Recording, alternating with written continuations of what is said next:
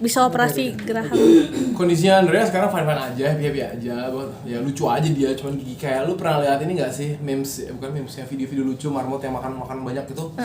Chipmunk yang makan kenari di. Oh iya. Kayak gitu. Kemarin sekarang udah kempes. Oh. Cuman kalau dia harus ngunyah ya sakit karena masih ada jahitannya. Dan itu kenapa mesti dioperasi karena giginya ada apa? Ada tumbuhnya beradu. Jadi mesti dioperasi. Oh, itu mungkin gara-garanya recovery-nya bagaimana? Kayaknya masih latihan tuh lu malah lagi ngangkat. Tapi nggak bisa makan keras aja. Itu mungkin awal mulanya kenapa, Kak? Kayaknya emang kalau untuk beberapa case yang banyak orang gitu ya, ini gue nggak ngalamin, gue termasuk yang pas gue dicek, gue termasuk yang giginya tumbuhnya lurus, emang rahang gue emang support untuk geraham baru. Kalau Andrea dia beradu, kan ada tuh orang Iya. yang beradu Sakit banget. Oh. daripada sakit banget cabut. Operasi. Berapa lama ngerasain si ngebet giginya tuh? Andrea berapa lama ya? Udah lama ya Nat? Udah 3 bulan 4 3 bulan, 4 bulan. Tapi lama-lama ngeganggu, dari nggak ngeganggu terus lama-lama sakit kepala, matanya bengkak gitu. Ya udah sih udah operasi aja. Sekarang malah mukanya jadi kayak umur 22 lagi. Iya. Kita lagi gua. Ini. Tapi sebagai suami siaga yang romantis banget nih, ngejagain ke Andrea sendiri mungkin kayak Suami siaga itu dia. Pas dia operasi gue di Spanyol. Nonton bola. Siaga banget. Operasinya sama tim ini. runtuh deh ini suami Timnya siaga. siaga, guanya gimana saya? Oke, boleh dulu Inter Milan lawan Barcelona. Gol sayang mantap. Kok bisa? Siaga banget. Runtuh suami romantis. Itu gimana jadwalnya bisa bentrok sama Ya, kesuami? ya udah sih. Live is live aja, gue kerja. Waktu dia ulang tahun juga sama, gue ngucapin ulang tahunnya lewat video gitu. Karena gue udah barengan, hari ini hari anniversary gue. Anniversary ke-11 tahun. Ya tapi karena kami udah jalan lama ya, jadi kalau hal-hal kecil selalu kami celebrate. Bahkan jadi kadang-kadang hal yang besar nggak perlu di-celebrate lagi karena setiap momen kecil dalam hidup kami itu udah selebrasi.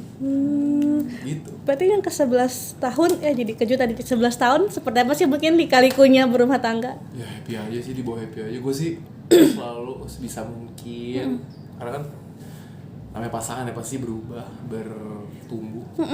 Kadang bertumbuhnya ke arah yang berbeda arah.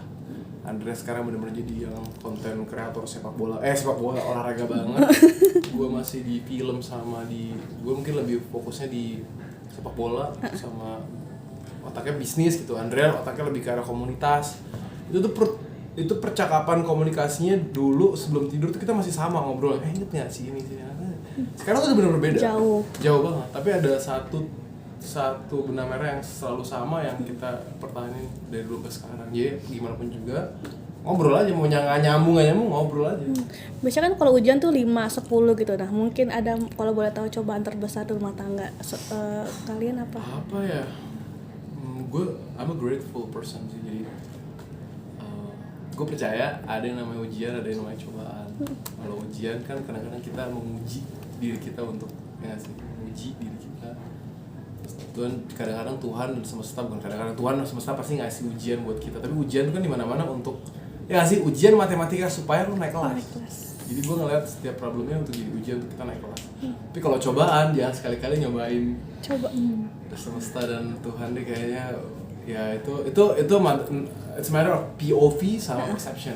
Kalau gue punya persepsi sama hidup gue dan hidup gue, tapi gue selalu punya perspektif untuk ngejalanin bareng-bareng sama Andrea dengan perspektif yang lebih luas. Sejauh ini ujian yang dihadapi berarti. Ujian supaya kita naik kelas terus. Kita ya bukan gue doang sama Andrea, tapi kayak semua kan pasti ujian. Kalau tahu hal-hal kecil apa sih yang terakhir hal yang dilakukan sama Bang Bimo ke Andrea apa sih mungkin? Apa ya kayak kemarin, gue tuh sebenarnya orangnya nggak romantis kan, gue tuh dar aja. Terus dia ulang tahun, dia nggak expect gue ngasih kado, akhirnya gue kasih kado kalung. Jadi kalung itu adalah kalung dan cincin yang dulu zaman gue kan kita merangkak banget dari bawah dulu kan, kita memulai segala sesuatu dari bawah banget. Gue pernah lewat satu toko perhiasan, gue bilang one day this is gonna be yours gitu, dan one day-nya adalah kemarin, day one-nya adalah kemarin nih. Gue inget banget ada satu momen dimana Andrea dulu ya sempet gue beliin kalung, beliin cincin, dan itu harus digadein karena kita punya kebutuhan yang lebih urgent, punya prioritas lain lah, akhirnya itu jual. Terus gue bilang one day nih kan akan gue gantiin sama yang waktu itu kita lihat, iya one day aku juga nggak butuh, karena yang gue butuhin adalah prioritasnya Lala. Andre tuh bukan orang yang banyak minta, nggak pernah minta apa-apa nih. Tapi kemarin yang surprise itu, Wah. terus nangis, mewek lu gitu, Iya. gue tuh gitu. Lihat aja TikToknya, siapa tahu bisa nambah nanti jutaan ya. Amin. Ini content creator berarti. Ya gitu sih, jadi hal kecil itu kita celebrate, dan gue ngasihnya nggak pas dia ulang tahun, udah lewat berapa hari gitu gue. Jadi emang nggak unplanned aja gue. Kenapa baru kepikiran sekarang bang? Apa ya? Saat itu kasih yang si perhiasan yang dulu kalian pengen. Kenapa ya? Karena gue nggak pernah ngeliat dia sebutuh itu. Gue nggak pernah ngeliat itu bukan jadi aset sih kan. Andre sama gue orangnya lebih ke arah aset dibanding sama liabilities. Kalau emas kan jadi aset, tapi kalau perhiasannya karena brand misalnya itu jadi, nah bentar jadi ria, nggak usah masukin.